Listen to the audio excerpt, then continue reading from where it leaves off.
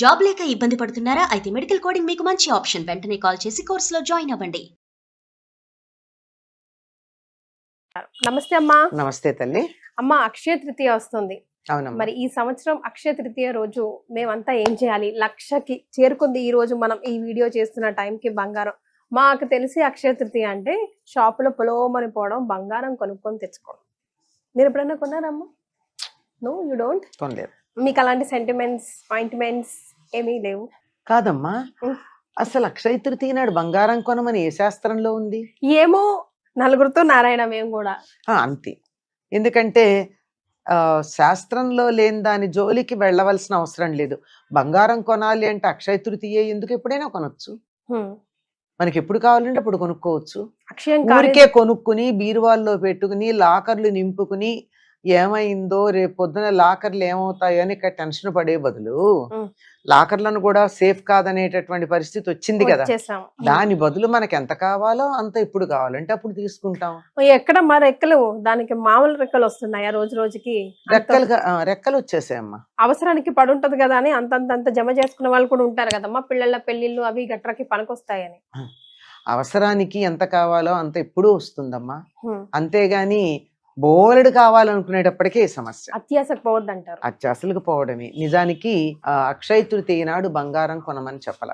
మరి అక్షయ తృతీయ నాడు ఏం చేయమన్నారంటే గంగా స్నానం చేయమన్నారు. ఓ, గంగ మనకి ఎక్కడ దొరుకుతుంది? కానీ గంగాదేవికి ఎంత అనుగ్రహం అంటే మనం ఒక బకెట్ లోనో బిందెలోనో నీళ్లు తీసుకుని గంగే గంగే గంగే అని ఆవిడ అంటే సంబోధన ప్రథమ విభక్తిలో గంగే అని వస్తుంది. గంగే గంగే అంటూ 3 సార్లు చెయ్యిలా ప్రదక్షిణంగా తిప్పితే నీళ్లు కదులుతాయి కదా. అలా తిప్పగానే గంగా నది అందులో వచ్చి కూర్చుంటుంది. అంచేత హాయిగా దాంతో స్నానం చేసి ఇంట్లో లక్ష్మీనారాయణ పూజ చేసుకోమన్నారు. కొంతమంది త్రిలోచన గౌరీ పూజ చేస్తారు, అంటే శివుడు పార్వతి. ఇలా మీకు నచ్చినటువంటి దైవాన్ని పూజించుకోండి. ఆ రోజున వీలైతే ఏది చేసినా అక్షయంగా ఉంటుందని కదా చెప్పారు. కనుక అక్షయంగా ఉండేటటువంటి పనులు చెయ్యండి. ఏమిటది? ఫర్ ఎగ్జాంపుల్ తీపి పంచండి, విసిన కర్రలు ఇవ్వండి, ప్రపాదానం చెయ్యండి, తెల్లని నూలు వస్త్రాలు, గొడుగు, చెప్పులు దానం చేయమని చెప్పారు. వచ్చేటటువంటిది వేసవి కాలం కదా, అంచేత చెప్పులు దానం చెయ్యండి. ఆ చెప్పులు వేసుకుని నడుస్తూ ఉంటే ఎండ వేడిమి వల్ల నేల కాలి కాళ్ళు మండకుండా ఉన్నప్పుడు అబ్బా ఈ చెప్పుల వల్ల నాకు ఎంత సుఖం కలిగింది అని చెప్పులు వేసుకున్నవాడు అనుకుంటే ఆ సుఖానుభూతి చెప్పులు ఇచ్చిన మనకొచ్చి ఆ ఒక్కరోజు కాదు, దాని వల్ల వచ్చే పుణ్యఫలం అక్షయంగా ఉంటుంది. ఎంత తీసినా ఇంకా తరగకుండా అలా ఉండనే ఉంటుంది. అటువంటి దానాలు చెయ్యాలి. అక్షయంగా ఉంటుంది, ఏం చేసినా అక్షయంగా ఉంటుంది. విసిన కర్రలు ఇవ్వమన్నారు. వేసంకాలం కదా, విసిన కర్రలు ఇస్తే విసురుకుంటారు. అంటే ఆ రోజుల్లో ఇప్పుడు ఇవ్వదలుచుకుంటే ఫ్యాన్ ఇవ్వండి, మరి ఇంకా డబ్బు ఉంటే కూలర్ ఇవ్వండి, ఇంకా ధనవంతులైతే ఏసీ ఇవ్వండి. మీ ధనాన్ని వెచ్చించదలుచుకుని మీకు అంతులేని పుణ్యం కలిగితే ఏసీ వేసుకున్నప్పుడు అలా ఆహా ఎంత హాయిగా ఉంది అనుకున్నారనుకోండి. ఈ హాయిగా ఉంది అని మీరు ఎవరైతే అనుకున్నారో మీ నుండి ఏసీ పొందినటువంటి వాళ్ళు, అంత పుణ్యం మీకు ఆ ఒక్క క్షణం అనుకున్నందుకు అల్ల కాదు, అది నిరంతరం అనుకుంటూ ఉండగా అది అక్షయం అయిపోతుంది. అంత పుణ్యం వస్తుంది. ఇంకోటి ప్రపాదానం అని చెప్పారు.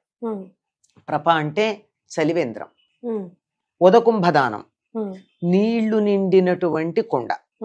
ఏం చెయ్యాలి?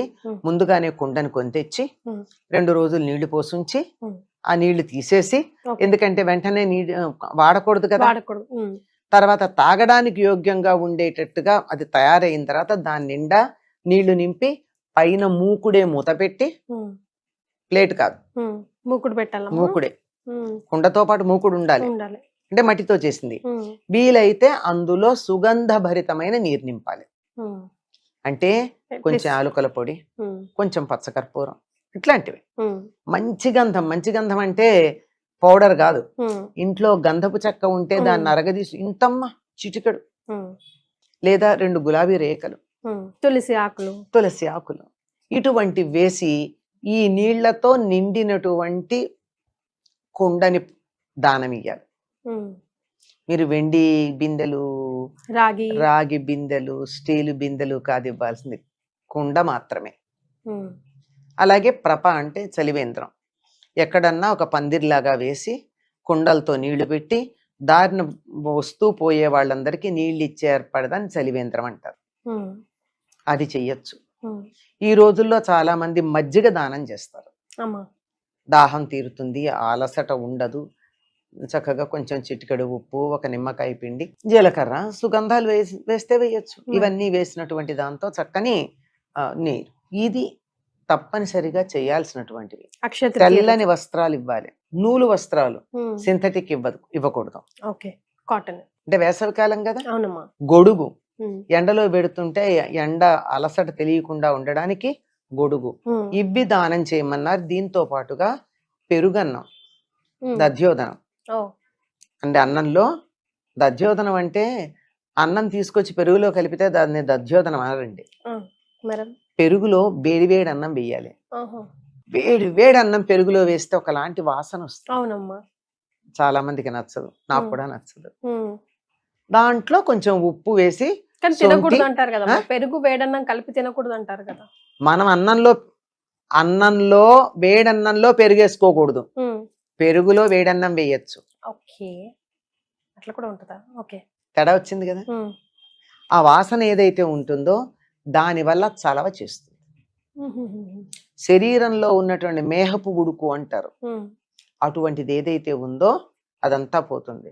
దాంట్లో చిటికెడు ఉప్పు, సొంఠో అల్లము వేసి దానిని, సరే మన వాళ్ళు దానికోసం సరదాగా తిరగమూతలు కూడా పెడతారు. ఉమ్, పెట్టాల్సిన పని లేదు, పెడితే మంచిదే. ఇటువంటిది దానం ఇయ్యాలి. పెరుగన్నం, ఉమ్, దధ్యోదనం. ఉమ్. అంటే పెరుగు అన్నం విడివిడిగా కాదు, అదే ఇలా తయారు చేసి తర్వాత మిఠాయి పంచాలి. ఉహు, ఎందుకంటే వేసవి కాలంలో శరీరంలో ఉండేటటువంటి శక్తి అంతా కూడా చెమట రూపంలో పోతుంది. ఉమ్, అందువల్ల మిఠాయి పంచాలి. ఇవి తప్పనిసరిగా చేయవలసింది. ఈ రోజు ఏ దానం చేసినా అక్షయమైనటువంటి ఫలితం ఉంటుంది గనక ఉమ్. బంగారం దానం చేయడం శ్రేష్టం అన్నారు. దానం చేయమన్నారా, కొనుక్కొచ్చుకోమని లేదా? లేదమ్మా, ఇప్పుడు అర్థం కాని విషయం చాలా మందికి తెలియంది ఏమిటంటే, అమ్మా. ఇవాళ బంగారం కొంటే ఎప్పుడు బంగారం కొంటాం అంటున్నారు కదా. ఉమ్, బంగారం కొన్నప్పుడు ఏం చేస్తున్నారు? మీరు ఇంట్లోంచి డబ్బు ఇస్తున్నారా లేదా? ఉమ్. ఉమ్? పోతుంది కదా, మరి అక్షయంగా పోతూ ఉంటుంది. వస్తువు వస్తుంది కదమ్మా. వస్తువు వస్తే వచ్చింది, ఉమ్, పోవడం కూడా జరుగుతోంది కదా. ఆ, దానంతర అది వచ్చేది ఏదైనా ఉండాలి. ఇంత ఇస్తే ఇంత వచ్చేది ఉండాలి గాని ఉమ్. ఈక్వల్ గా ఇస్తూ పోతూ బ్యాలెన్స్ చేసుకుంటూ పోయేది. ఏ రోజు వస్తే డబ్బిచ్చి ఏంటంటారు? బంగారం వస్తోంది అంటే అది రేపైనా చేయొచ్చు, నిన్నైనా చేయొచ్చు, 10 రోజుల తర్వాత అయినా చేయొచ్చు. అంతే కదా. అంతే కదా.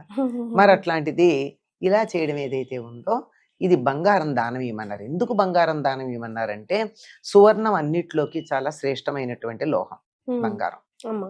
తర్వాత ఆత్మకారకమైనటువంటి లోహం కూడా బంగారమే. ఉమ్, అందుకే ఒంటి మీద కొద్దిగా అయినా బంగారం ఉండాలంటారు. ఉమ్. ఆ బంగారం ఉన్నప్పుడు మాత్రమే నేను అన్న ఊహ ఉంటుంది. ఓ. తప్పనిసరిగా తన గురించి తనకి ఉమ్, ఒక నేను అన్న అహం ఏదైతే ఉందో అది ఉండడానికి కారణం బంగారం. ఉమ్. కనుక అటువంటి బంగారాన్ని గనక దానం చేసినట్టయితే అటువంటి ఆత్మ ప్రశ్రయం, ఆత్మ గౌరవం, ఆత్మ విశ్వాసం, ఇప్పుడు కొత్త పదం అవుతుంది ఆత్మనిర్భరత, ఇలాంటివన్నీ మనకి రావటం జరుగుతుందండి. మన పురాణాల్లో ఎక్కడైనా అక్షయ తృతీయ గురించి ప్రస్తావన ఉందమ్మా? ఉన్నదమ్మా. ఈ రోజున చెప్పులును గొడుగు దానం చేసడానికి సంబంధించి జమదగ్నికి సంబంధించినటువంటి ఇతివృత్తం ఒకటి ఉంది. ఓకే. ఈయన అభ్యాసం చేస్తూ ఉంటే రోజు బాణాలు వేస్తూ ఉంటాడు. ఆ బాణం తీసుకొచ్చి వెనక్కి ఇస్తూ ఉంటుంది ఆయన భార్య ఉమ్, రేణుకాదేవి. ఉమ్, ఇస్తూ ఉంటే ఒకసారి కాళ్ళు మండుతున్నాయి ఆవిడికి. ఉమ్, మండుతూ ఉంటే సూర్యుడిని ఇంత వేడిగా ఉండడం వల్ల కదా ఆవిడ బాణాలు తెచ్చివ్వడానికి బాధపడుతోందని సూర్యుడి మీద కోపం తెచ్చుకుంటే, సూర్యుడు నువ్వు అట్లా అనుకోకు, నా ధర్మం నేను చెయ్యాలి, దానివల్ల ఉపయోగాలు కూడా ఉన్నాయి ఉన్నాయి కదా కదమ్మా. ఉమ్, మరి, ఉమ్, అందుకని ఈ ఆతపాన్ని నుంచి రక్షించటానికి నీకు 2 ఇస్తున్నాను అని చెప్పి గొడుగు చెప్పులు ఇచ్చాడని చెప్తారు. ఓ. ఇంతకు మించి ప్రత్యేకంగా ఇలా చేసింది కాదు అని ఇలాంటివి ఏం లేవు. కానీ ఉత్తర దేశంలో మాత్రం ఒక కథ ఉంది. అమ్మా. ఒక ధర్మాత్ముడైనటువంటి కోమటి చాలా ధర్మ మార్గంలో ఉండేవాడు. గురువుల పట్ల భక్తి ఉండేది, అంతా బాగానే ఉంది. కానీ హానిగా ఉంది ఆయనకి. అంటే జీవితం గడవడం హ్యాండ్ టు మౌత్ అంటారు అట్లా ఉంది. ఎవరో చెప్తారు అక్షయ తృతీయ నాడు గనక ఇలా గంగా స్నానాధికాలు చేస్తే ఫలితం ఉంటుంది అంటే చాలా శ్రద్ధగా ముందురే ఆలోచన చేసుకుని మర్నాడు ఉదయమే గంగా స్నానానికి వెళ్ళి వచ్చి లక్ష్మీనారాయణ పూజ చేసి లడ్డూలు తయారు చేసి విసనకర్రలు లడ్డూలు చాలా మందికి దానం ఇచ్చాడు. ఓకే. అక్కడి నుంచి అతడికి ధనం ఎంత వచ్చిందంటే చెప్పలేనంత ధనం. అలా ధనం వస్తూనే ఉంది, దానాలు చేస్తూనే ఉన్నాడు, వస్తూనే ఉంది, దానాలు చేస్తూనే ఉన్నాడు. అసలు అతని ధనం తరగడం అన్నది లేదు. తర్వాత ఈ పుణ్యం వల్ల అతడు కుశవతి అనే నగరంలో చాలా ఒక క్షత్రియుడిగా జన్మించి అప్పుడు కూడా ఇది మానకుండా చేస్తూ ఉన్నాడు. ఇది అందరూ ఇలా చేయడం శ్రేయస్కరం అని చెప్పడం జరిగింది. రైట్. ప్రతిదానికి మనం కథ చెప్పుకుంటాం కదా, ఫలితం ఏమిటి? అక్షయ తృతీయ రోజు బంగారం కొనుక్కోవడం కాదు, దానం చేస్తే మంచిది అని తెలుసు.